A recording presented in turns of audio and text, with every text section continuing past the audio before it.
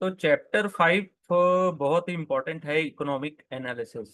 इसमें अपने को स्टडी मेनली करना है principle of micro and macro, की economic variable for carrying out fundamental analysis, source of information, data of economic variable of for carrying out economic analysis, role of economic analysis in equity research, understanding the nature of cyclical and secular economic trend. ठीक है, बहुत important topic है और बहुत easy questions यहाँ से आते हैं। ठीक है, तो इकोनॉमी क्या है? Economics is the study of how people make choice under condition of scarcity and the impact of those choice for people at individual level and society at macro level. Economy में अपन क्या study करते हैं, क्या analysis करते हैं? Human behaviour begin with assumption that people are rational. या तो उनके वेल डिफाइंड गोल है and they try to achieve them as best as they can. अगर वो अपने गोल को अचीव करने की कोशिश कर रहे हैं तो people normally face trade off.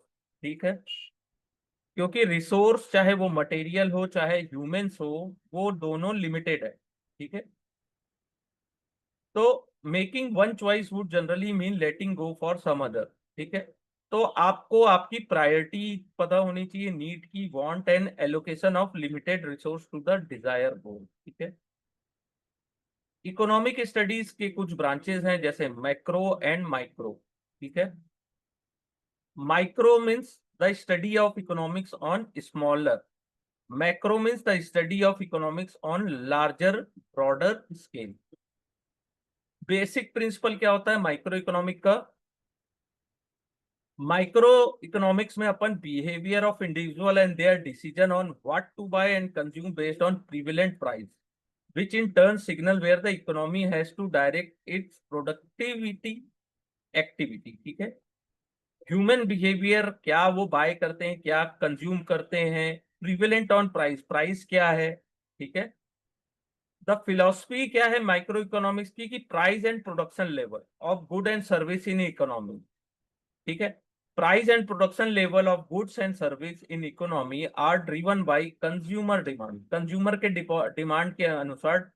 ठीक है, micro economic focus on the driver of decision making as well as what individual decision affect the overall supply and demand, supply of particular goods and service in a economy, in the in turn their price। ठीक है, micro economics also deal करता है theory of firm, extending the concept of individual, deal with how firm adopt different strategy to increase their profit. कि कोई firm है, कोई company है, वो कौन से स्ट्रेटजी यूज करती है कि उनका प्रॉफिट इंक्रीज हो। ठीक है, तो डिसीजन मेकिंग के प्रोसेस में level of input, output, price, production level, profit and loss of individual firms, ये सब बहुत इंपॉर्टेंट होता है।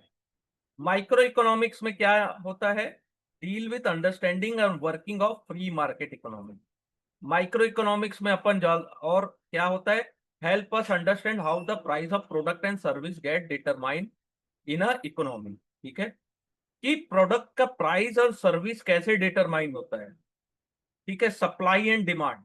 ठीक है, how individual and firm behave with regard to those price and how goods and service in economy are distributed among various participant. ठीक है, तो ये होता है माइक्रो इकोनॉमिक। जनरली होता है बिहेवियर और सप्लाई एंड डिमांड, और फर्म्स अपने प्रॉफिट को बढ़ाने के लिए क्या स्ट्रेटजीज यूज करते हैं, इनपुट कैसे बढ़ाते हैं। ठीक है, फिर होता है मैक्रो। मैक्रो में अपन big picture of economy study करते हैं, बड़ा पिक्चर। ठीक है, जैसे माइक्रो में अपन फोकस करते हैं individual, household and firm. Macro में अपन पूरा डील करते हैं इकोनॉमिक्स।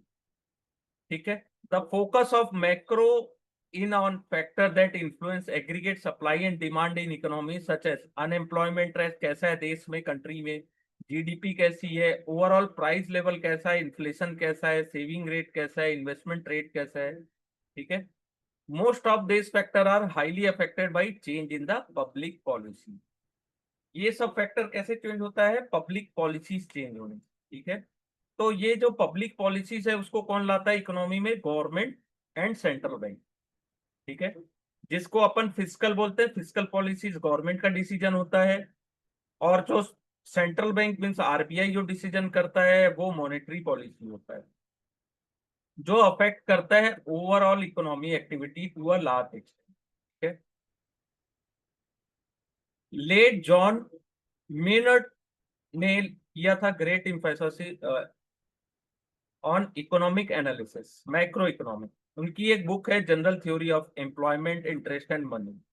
उसके अनुसार क्या है, इंपॉर्टेंट पॉइंट्स क्या है और मैक्रो इकोनॉमिक्स का यूज क्या है। पहला, मैक्रो इकोनॉमिक्स अगर अपन अच्छे से स्टडी करते हैं तो अपने को पता चलता है डोमेस्टिक प्रोडक्शन कैसा है, डोमेस्टिक कंजप्शन कैसा है, जनरल प्राइस लेवल कैसा है, ग्रोथ कितनी है, क्वालिटी ऑफ लाइफ कैसी है। मैक्रो इकोनॉमिक्स में अपने को अंडरस्टैंड ये मिलता है कि इनकम कैसी है, लोगों की सेविंग कैसी है, इन्वेस्टमेंट कैसा है, एम्प्लॉयमेंट कैसा है, इकोनॉमी। मैक्रो इकोनॉमिक्स में ऑल्सो अपन को क्या हेल्प मिलती है, गवर्नमेंट एंड सेंट्रल बैंक जो फॉर्मुलेट इकोनॉमिक पॉलिसी ला रहे हैं वो लॉन्ग टर्म में इकोनॉमिक ग्रोथ को कितना अच्छा और कितनी स्टेबिलिटी देगा। ठीक है,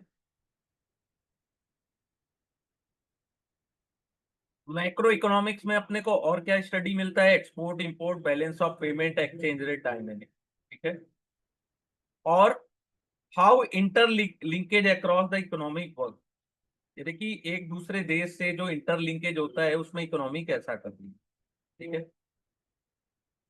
गवर्नमेंट और जो सेंट्रल बैंक है वो दोनों मिलके पॉलिसी लाते हैं जिससे इकोनॉमी की स्टेबिलिटी और ग्रोथ इंप्रूव होते रहे। ठीक है, वो कंटिन्यूअस अटेम्प्ट करते हैं कि अच्छी पॉलिसी को इम्प्लीमेंट किया जाए जिससे employment rate, unemployment rate decrease हो,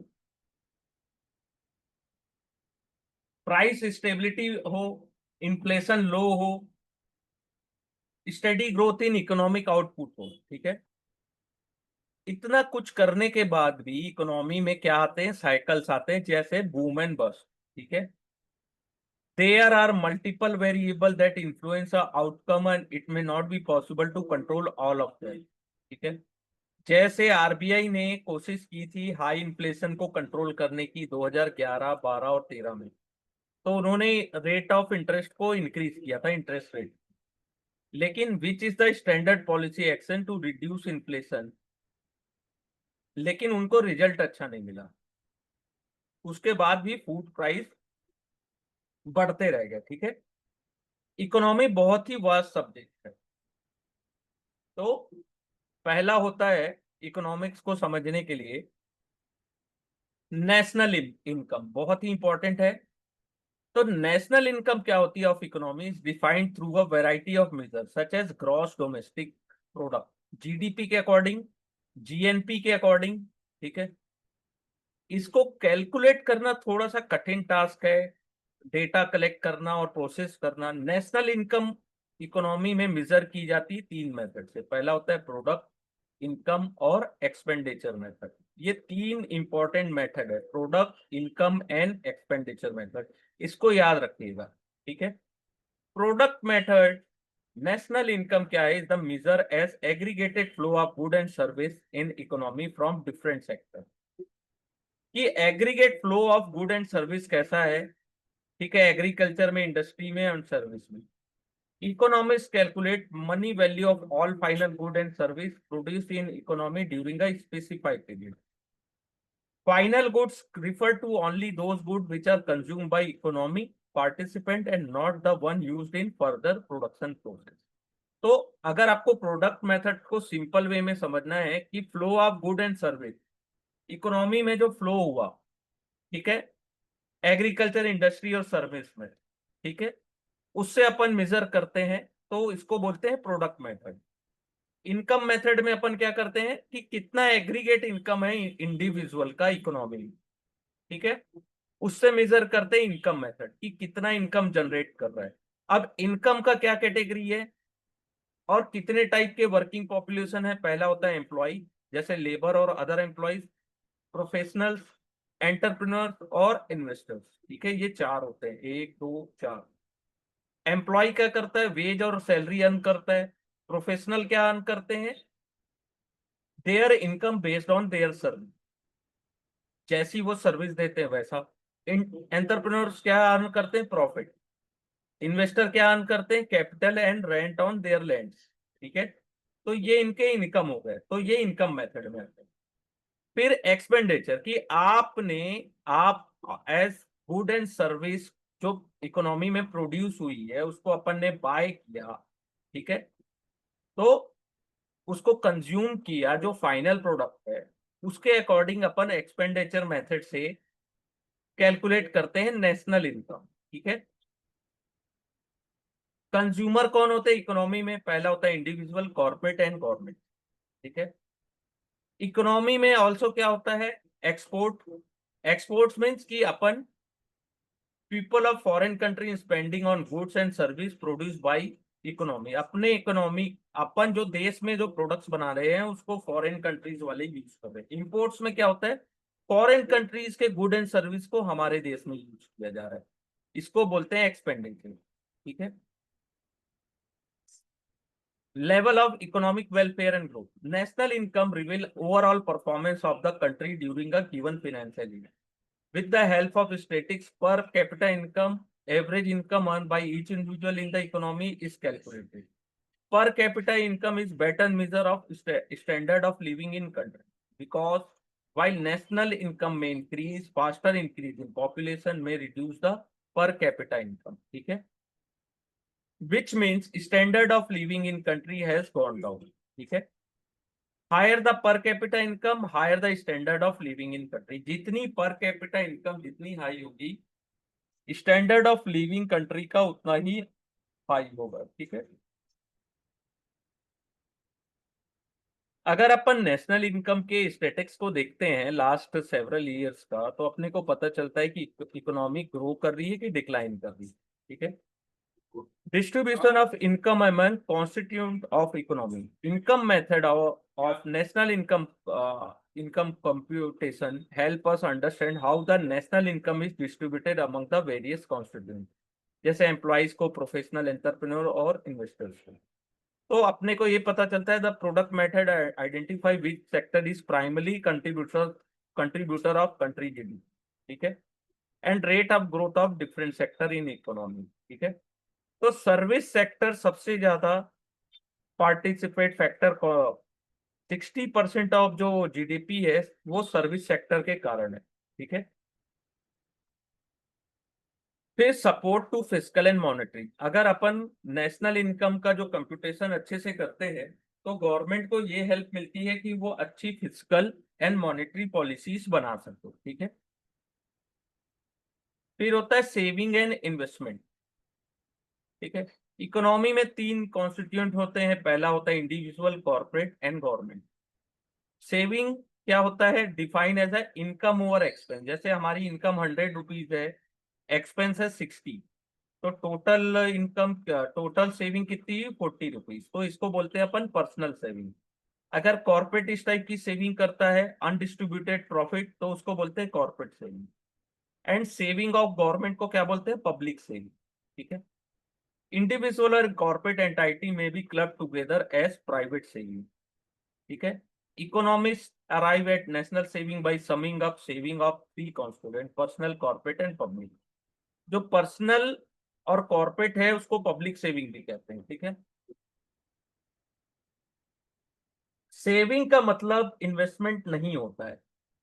ठीक है, सेविंग को अगर अपन चैनलाइज करते हैं through out productive venue called investment, तो गिवन टू कॉर्पोरेट और government to invest to generate further earning. Means अपन अपनी सेविंग को कॉर्पोरेट और गवर्नमेंट्स को दे देते हैं जिससे वो और ज्यादा अर्निंग अपने को जनरेट करके दें। ठीक है, जैसे और क्या इंस्ट्रूमेंट अपन यूज करते हैं? जैसे equity, bonds, government securities and other to transfer the fund from the saver to users. यानी हमारे पास पैसे हैं तो हम इक्विटी, बॉन्ड्स या गवर्नमेंट सिक्योरिटीज परचेज करते हैं और वो पैसे अपन गवर्नमेंट को दे देते हैं या कॉर्पोरेट को दे देते हैं। उससे जो अपन को रिटर्न जनरेट मिलता है, ठीक है, उसको जो पैसे अपने को और एक्स्ट्रा मिलते हैं उसको अपन रिटर्न बोलते हैं। ठीक है, Government and central bank continuously focus on facilitating the conversion of saving into investment through creation of efficient and effective financial market. तो गवर्नमेंट और सेंट्रल बैंक का क्या फोकस होता है कि ऐसा कन्वीनियंस या देना कि अपना जो सेविंग है वो इन्वेस्टमेंट में कन्वर्ट हो सके, ठीक है। Wide range of product, easy of conversion, simplicity in transaction, safety in dealing, low cost होना चाहिए, ट्रांसपेरेंसी भी क्लियर होनी चाहिए, ठीक है। जैसे एनएससी, बीएससी ये सब मार्केट हैं, या गवर्नमेंट गवर्नमेंट के जो बॉन्ड्स अपन खरीदते हैं उसमें बहुत ज्यादा ट्रांसपेरेंसी रहती है, तभी वो मार्केट इफिशिएंट है, ठीक है। फिर होता है इन्फ्लेशन एंड इंटरेस्ट रेट, ठीक है। तो अपन एक चीज अपने को समझ में आती कि जो चीज आज थोड़ा महंगा है आने वाले टाइम में और ज्यादा महंगा हो जाएगा, वेरी एक्सपेंसिव हो जाएगा, ठीक है। तो इन्फ्लेशन किसको बोलते हैं? Inflation is defined as a general increase in price level of good and service in a economic leading to erosion of purchasing power of money, ठीक है। इन्फ्लेशन का मतलब होता है कि प्राइस जो लेवल है गुड एंड सर्विस का वो धीरे धीरे करके इंक्रीज होती है, जिससे परचेसिंग पावर ऑफ मनी कम हो जाता है। जैसे अगर अपन 1000 रुपीज को किसी ड्रॉवर में रखते, ठीक है, 1 साल बाद वो पैसा क्या होगा? क्या वो 1 साल बाद वो 1000 रुपए की उतनी वैल्यू होगी? नहीं, ठीक है। 1 साल बाद अगर अपन उस पैसे को यूज करते हैं तो गुड एंड सर्विस जो आज अपन ले रहे हैं, जिसके लिए हम 1000 दे रहे हैं, तो 1 साल बाद अपन को ज्यादा पैसे देने पड़ेंगे, ठीक है। उसे कहते हैं इन्फ्लेशन, ठीक है।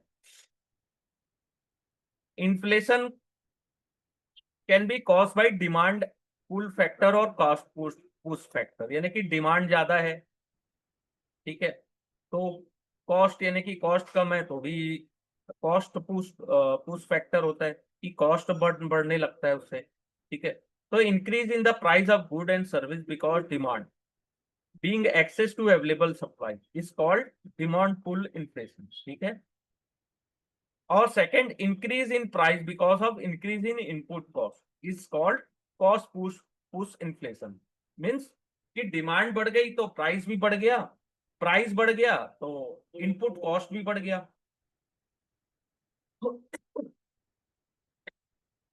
तो उसको बोलते हैं कॉस्ट पुश इन्फ्लेशन।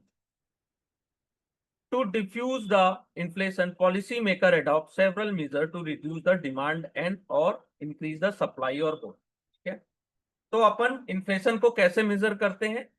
पहला होता है होलसेल लेवल पे, जिसको अपन बोलते हैं होलसेल प्राइस इंडेक्स WPI, और रिटेल लेवल में जिसको करते हैं उसको बोलते हैं कंज्यूमर प्राइस इंडेक्स, ठीक है। टिपिकली जो इकोनॉमिस्ट होते हैं वो डिफाइन करते हैं basket of product based on general consumption in the economy and compute its price based on wholesale price and retail price, define WPI and CPI respectively. तो statistics on WPI and CPI over the several year provide trend in inflation number and feed as important input of policy measure by both government and central bank, ठीक है। Interest and inflation होता है वो close link होता है। Higher inflation के कारण higher rate of interest होता है, ठीक है, जिसके कारण लोग पैसे ज्यादा सेव करते हैं, कंज्यूम लेस कर, ठीक है। हायर रेट होने से इन्वेस्टमेंट भी रिड्यूस होता है, ठीक है, जिसके कारण ओवरऑल इकोनॉमी स्लो डाउन में चले जाती है। तो higher rate affect the some sector such as real estate and auto. सबसे ज्यादा इफेक्ट अगर इंटरेस्ट रेट अगर इंक्रीज होता है तो सबसे ज्यादा इफेक्ट किसमें पड़ता है? रियल एस्टेट और ऑटो में, क्योंकि मिडिल क्लास जो आदमी है वो बाय करने जाएगा तो लोन लेंगे, तो लोन का अगर इंटरेस्ट रेट हाई हो गया तो आपको प्राइस ज्यादा देना पड़ेगा, ठीक है। यहाँ तक कोई डाउट, कोई questions? No, sir, all clear. Okay. इसको ना जितना आप रिवीजन करते जाएंगे आफ्टर क्लास वो आपको बहुत ज्यादा हेल्प करेगी, Yes, ठीक है, sir. बहुत बहुत ज्यादा आपको हेल्प मिलेगी, Yes, sir. ओके। फिर होता है अनएम्प्लॉयमेंट रेट, बहुत इजी चैप्टर है। अनएम्प्लॉयमेंट रेट का मतलब क्या होता है कि हमारे पास एलिजिबल और विलिंग टू वर्क अनएम्प्लॉयड जो लोग, जो पर्सन एलिजिबल है और काम करने को तैयार है हमारे देश में, लेकिन उनको नौकरी नहीं मिल, क्यों? क्योंकि इकोनॉमिक में स्लो डाउन है, अनएम्प्लॉयमेंट रेट इंक्रीज है, ठीक है, इसलिए लेकिन जब इकोनॉमी में एक्सपेंशन फेस आता है या बूम करती इकोनॉमी, तो अनएम्प्लॉयमेंट रेट फॉल होता है, क्योंकि ज्यादा से ज्यादा जॉब क्रिएट होती है एज प्रोडक्शन गोज अप। और हायर एम्प्लॉयमेंट का क्या मतलब होता है? ज्यादा रोजगार मीन्स ज्यादा इनकम, जिसके कारण पब्लिक ज्यादा से ज्यादा स्पेंड करेगी। ठीक है, जिसके कारण इकोनॉमी को पोटेंशियल ग्रोथ मिलती है। ठीक है, फिर होता है flow from FDI and FPI. तो एफडीआई होता है foreign direct investment and FPI होता है फॉरेन पोर्टफोलियो इन्वेस्टमेंट। ठीक है, एफडीआई में क्या होता है कि investing entity participate in decision making and drive the business. ठीक है, एंड पोर्टफोलियो इन्वेस्टमेंट में क्या होता है कि डायरेक्ट केवल इन्वेस्टमेंट करते हैं इक्विटी और बॉन्ड में bye foreign portfolio investor without any management participation. ठीक है, देयर आर, और एफपीआई में लोगों की एक लिमिट है, अपर लिमिट है on individual and combined holding by FPI in the paid up capital of Indian company. तो FDI is welcome to all developing countries. उसका क्या फायदा है फॉरेन डायरेक्ट इन्वेस्टमेंट का? एक तो जॉब क्रिएशन होती है, न्यू टेक्नोलॉजी अपने को सीखने को मिलता है, न्यू मैनेजरियल स्किल सीखने को मिलती है, न्यू प्रोडक्ट एंड सर्विस अपने देश में आता है। ठीक है, FDI is long term in nature and stable money. FPI money is consider as hot money. क्यों? क्योंकि कभी भी फॉरेन पोर्टफोलियो इन्वेस्टर है, वो अपने पैसे को पुल आउट कर सकते हैं, यानी कि वापस ले सकते हैं, जिसके कारण इकोनॉमी में सिस्टमेटिक रिस्क बन जाता है। ठीक है, ओके। फिर नेक्स्ट होता है फिस्कल पॉलिसी। फिस्कल पॉलिसीज क्या होता है? Measure the government which deal with its revenue and expense.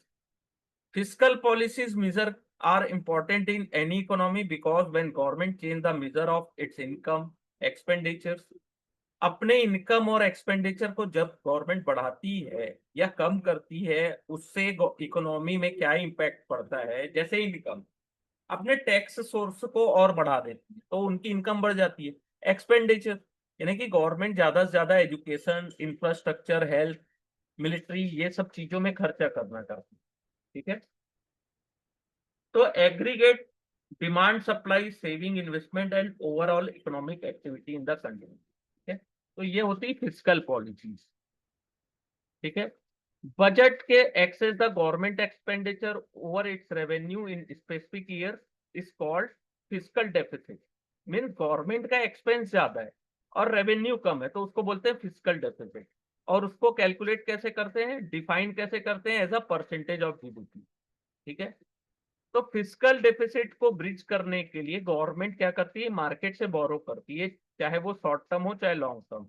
और लार्ज फिस्कल डेफिसिट होने पे गवर्नमेंट ज्यादा से ज्यादा बोरोइंग करती है। ठीक है, जिसके कारण इंटरेस्ट रेट इकोनॉमी में बढ़ जाता है। ठीक है, और उसका नुकसान किसको होता है? कॉर्पोरेट बोरोवर्स को, जो बड़े प्लेयर्स है जिनको पैसे एक्सेस करने हैं लेकिन रेट ऑफ इंटरेस्ट बढ़ गया, तो उनको भी ज्यादा से ज्यादा रेट ऑफ ब्याज ज्यादा देना पड़ता है। ठीक है, अकाउंट है, country has trade and other contract with entity both which result in receipt and payment. ठीक है, तो इसको बोलते हैं import and payment for import and receipt for export. ठीक है, interest and dividend receive and paid and other transfer from abroad. तो current account balance क्या होता है? Difference between receipt and payment. ठीक है, जो कंट्री सरप्लस होती है अकाउंट, उसका रिसिप्ट ज्यादा होता है, पेमेंट कम होता है। डेफिसिट में पेमेंट ज्यादा करना है, रिसिप्ट कम है। ठीक है, higher fiscal deficit is the proportion to GDP. क्यों? क्योंकि लैक ऑफ कंपटीशन है, competitiveness in trade and excessive consumption in negative commentary on the economy. तो हायर जो करंट अकाउंट डेफिसिट होता है, जिसके कारण नेशनल करेंसी जो अपनी होती है वीक होते जाती है। ठीक है, जिसके कारण इंपोर्ट ज्यादा एक्सपेंसिव हो जाता है एंड उसके कारण अफेक्ट पड़ता है ओवरऑल इकोनॉमी में। ठीक है, तो इट रिड्यूस द क्रेडिट वर्थनेस। जैसे अगर आपका इंडियन रुपीज ही अगर वीक हो रहा है या डॉलर वीक हो रहा है या किसी भी देश का अगर करेंसी वीक हो रहा है, इसका मतलब ये है कि वो उस देश में ज्यादा से ज्यादा करंट अकाउंट डेफिसिट। ठीक है। डेप्रिसिएटिंग कंट्री से क्या होता है, एक्सपोर्ट जो अपन करते हैं वो मोर कॉम्पिटिटिव हो जाता है। ठीक है। और if country is seen as attractive investment destination, the capital inflow in the form of FDI and FPI inflow will offset the CM. अगर मार्केट में अट्रैक्टिव इन्वेस्टमेंट डेस्टिनेशन अगर है हमारा देश, तो एफपीआई और एफडीआई के इनफ्लो से जो करंट अकाउंट डेफिसिट है वो कम हो जाता है और अपनी जो करेंसी है वो डिवैल्यूएशन होने से प्रोटेक्ट हो जाती है। ठीक है। यहां तक कोई क्वेश्चन? Yes, sir. ओके, आगे बढ़े।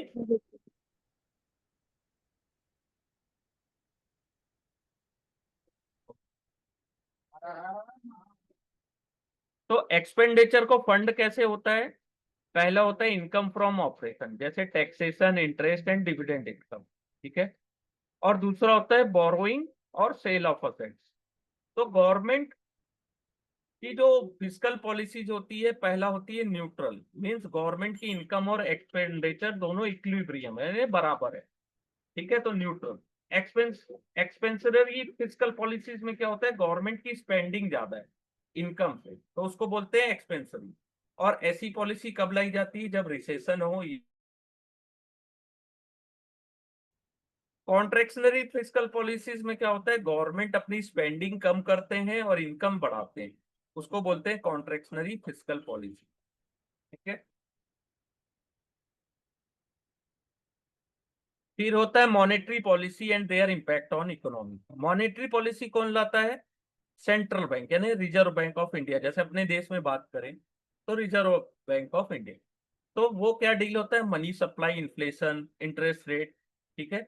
उनका भी काम क्या होता है, प्रमोट करना इकोनॉमिक ग्रोथ और मैनेज करना प्राइस स्टेबिलिटी। ठीक है। तो सेंट्रल बैंक क्या करता है,